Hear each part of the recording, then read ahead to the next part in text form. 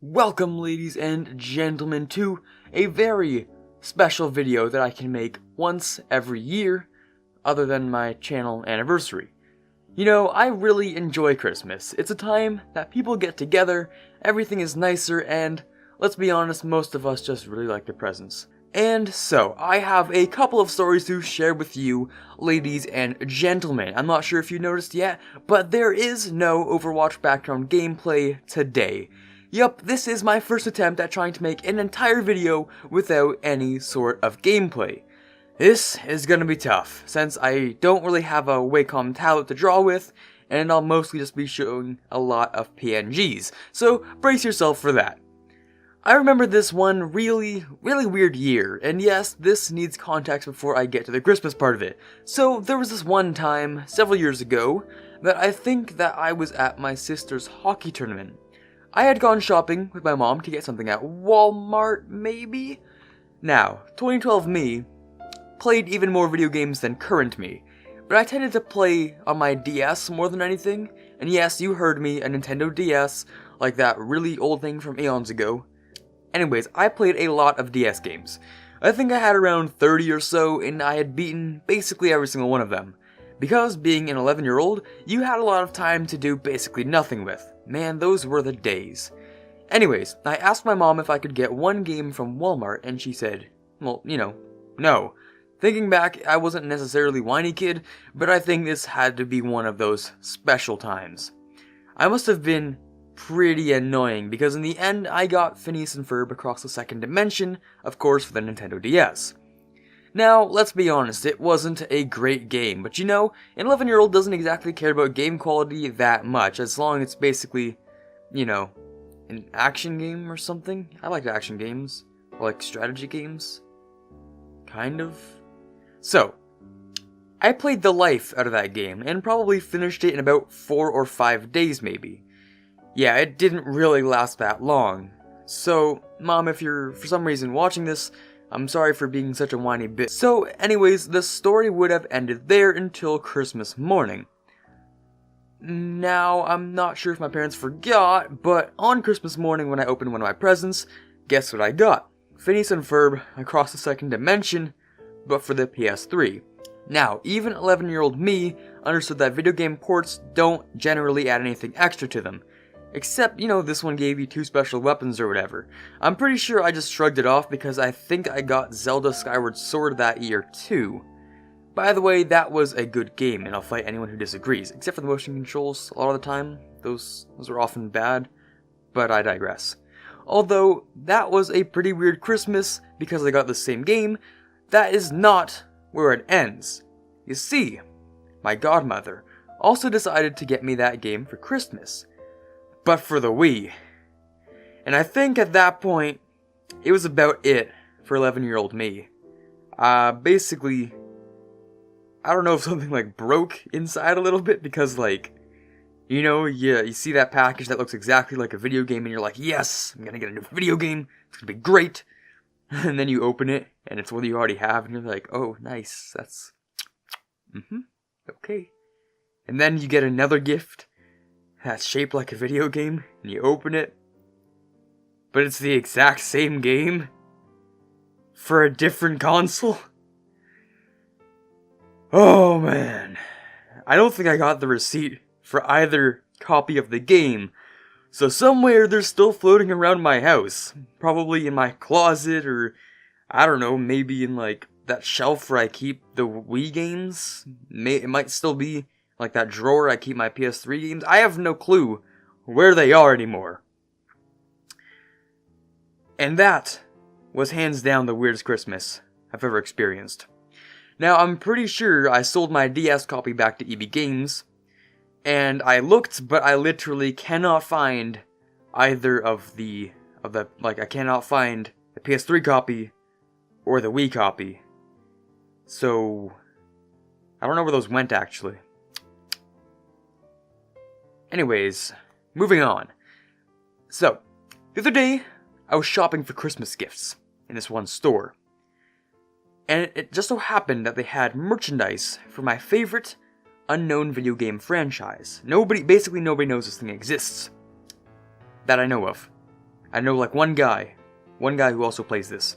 So anyways, it was close to Christmas, so I couldn't buy myself, you know, you can't just buy yourself Christmas gifts like 3 days before Christmas, or 4 days, I don't actually remember. But anyways, I'm gonna have to rush back there on Boxing Day. So, that video game series is Kingdom Hearts, and I made a reference to Kingdom Hearts in one of my videos a couple of weeks ago, and my friend who watched the video was like, dude, literally nobody knows what that video game franchise is. And yeah, he's kind of right. So today, I'll be sharing with you about half of my childhood, so please do not roast it. I got Kingdom Hearts at Christmas about 7 or 8 years ago when I got my PS2. Now, I'll be honest, when I looked at the title and the cover, I thought it was a game designed for girls. Like, you know, just because the title, Kingdom Hearts. I don't know what I was thinking about the cover, though. I think I was just sort of neutral about the cover because it looked kind of cool. I don't know. Anyways, I thought that it might have been a mix-up, as the game intended for my sister, but apparently not. I asked my dad, and he fully intended for me to have this game. So, I actually really do have to thank him, because this ended up being my favorite video game series. So, yeah. Anyways, if you liked Final Fantasy, I'm pretty sure that you'd like Kingdom Hearts, because you know it's made by the same company, Square Enix, but it was kind of intended as like a more light-hearted version. So you get the really good story elements from Final Fantasy, and you mix them together with like some Disney characters. Some people think it's like just Disney characters, like, wow, it's Donald and Goofy. No. It's like they're extras. They're side characters most of the time. Just, you know, somewhat cameos. They exist just so you can have a lot of worlds to go to. And that's it, basically. So, yeah. Now, I'm not condoning any sort of video game piracy, so you definitely should not find yourself an emulator and absolutely not try to find this game and play it yourself.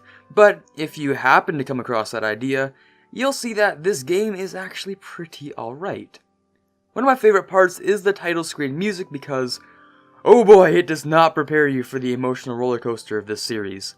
It goes something a little bit like, you know, like bum bum bum bum bum bum bum bum bum bum bum bada bum bum bum bum bum bum, some sort of ballad or something. And sometimes I'll just sit there and listen to it because it's like it's so solemn and stuff, but it's actually pretty nice. Yeah, I don't remember what it's called. Those might be called Dearly Beloved. I'm pretty sure that's the name of that song. Anyways, look it up. I'll look it up later. Yeah, it might be called Dearly Beloved. So, fair warning, if you tend to cry a lot when you see your favorite characters dying, I'd recommend not playing past the first game, because yes, that happens a lot. At least like 3 of my favorite characters have died. It's not fun. So, this is the only series that holds the title of making me cry from emotion rather than pure frustration. And I'm pretty sure there are like 8 games in the series, so if you have a spare 3 to 400 hours, then you can go ahead and finish all of the games like I have. And I'm pretty sure it's so much easier now, because like they sell them in like final mixes or whatever. So there's like there's the HD 1.5 remix, there's the HD 2.5 remix, that's what they're calling them, I'm pretty sure. So they like have 3 of the games, and they like made them HD and stuff, they like remade them. So like, they're, I don't know, HD, yeah. Then there's like the final mix or something, but that includes like 2 good games, 1 bad game. So yeah, there's that. And then once you finish all the games, you can also patiently wait for the Kingdom Hearts 3, which is kind of set to release next year. And Square Enix, I swear, if you don't release this game this year, yeah, I'm basically just giving up, man. Like, I'm pretty sure you said a couple years ago that you'd release it last year, but like, we don't have it yet. So, maybe 2018, I'm hoping. So, for the as far as like the characters go, the main character's name is Sora, or it's Roxas, or it's Riku, because you know there are a lot of different main characters. And the mainest ones are kind of as follows. You got spiky hair dude, you got super waifu, emo dude, other emo dude but with spiky hair, the second emo dude with spiky hair, this chick who dies by the way and is also a good waifu, another spiky-haired emo dude that looks the same as the first spiky-hair emo for reasons that I definitely will not be getting into because it's really complicated stuff. And there's the buff guy who's really cool, and then there's the less waifu-y blue-hair chick, and I don't know, there's like Mickey Mouse, I guess, even though he doesn't actually do that much. So, yeah, there's that. And then, yeah, that was a huge oversimplification of the protagonists. I mean, there are also these three, or four, or whatever, you know, the characters up on the screen and stuff. I didn't play much of that game. I don't really count their game as canon until the newest game they released, where, like, they exist in that game, so I guess they're canon. Kind of. But the game that they appear in, the newest one, yeah, that one's bad. Dream Drop Distance, just play that one for the story, if you have to, but, like, it's... the gameplay mechanics, they're bad. They're really bad. So, the premise of the story is as follows. Sora's world is destroyed and he's like, damn, so he gets a weapon called the Keyblade so he can save other worlds with it, and then actual story things happen. His best friend turns literally into Sephiroth, Sora saves him, he's separated from his friends, has his memories altered in a castle, then he has them fixed, then he saves more worlds, lots of complicated things involving something called Organization 13, then we get entire games without Sora's existence at all, then we get this one, which is bad, this one's very, very bad, and then he and his friend overcome their Keyblade mastery tests, but Sora doesn't pass. Then he's about to get turned into a vessel to create another clone of this creepy old guy who wants to make a super Keyblade but needs 13 parts of darkness and 7 parts of light to do it, and then needs them to clash and stuff, you know, fight, and hence the name of Organization 13, you know, 13 parts of darkness, but then Sora gets saved, and that's kind of where we are so far, and that is literally the most simple version you can tell someone and have a slightly coherent story to it. And if you kind of want more clarification, you can find a grossly oversimplified version of the plot that's 20 minutes long, or you can listen to the 3-hour podcast that breaks the entire story down into every detail. Yeah, this series is definitely not for the easily confused, because it almost feels like they keep throwing things onto the plot, you know, just to keep selling more games, but literally, if you take the time to understand it, you will understand that it actually flows really, really nicely together. So it's actually just more elaborate than anything. It's not like they just keep adding stuff to keep selling more games. Like, they actually thought this through. So, yeah.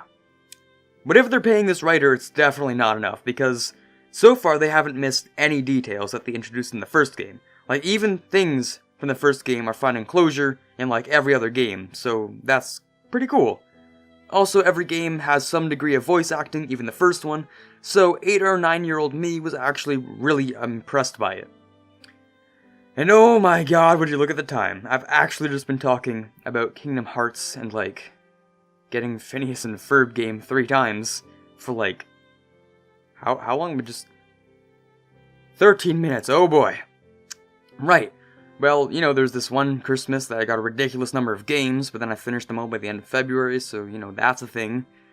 Video games last a lot longer than they used to, don't they? I mean, I've logged an easy 85 hours on Zelda Breath of the Wild, and an easy couple 100 hours on Overwatch, even at least 100 hours on Europa Universalis 4. But you know, back in the day, a game could last you like 15 hours, and we just really didn't care, you know? So, I don't really know how much of an intro this is supposed to be. It's kind of lame, but you know, if you're wondering, the game I've spent the most hours on is, definitely, I think, yeah, it's Minecraft. I was one of those kids. Yeah. Gotta be at least 2,000 hours on that game. For, like, since grade 6 to, like, grade 9, I think. So when I played Minecraft, I think I stopped playing around middle of grade 9. So yeah, that was the thing. Got at least a couple thousand hours on that. And then the game I've played the second most of is Pokemon Leaf Green, with at least 350 hours on that game. I, like, had a level 100 Mewtwo. It was pretty cool, and I beat the Elite Four. I just soloed the Elite Four with Mewtwo. And I had Pokemon in my party that would, like, hold XP shares so that they could level up and then evolve so I could, like, complete the Pokedex more. And I think in that game is the closest I've ever come to actually completing the Pokedex. So that's cool and stuff. By the way, I lost that game. Also, I don't have the charger for my Game Boy. And I lost the Game Boy, so... yeah. Anyways, I guess I should just end the video now. It's kind of a lame outro, but maybe I'll end it with like a song afterwards or something. But for now, this is Carter signing off, and have a fantastic holiday.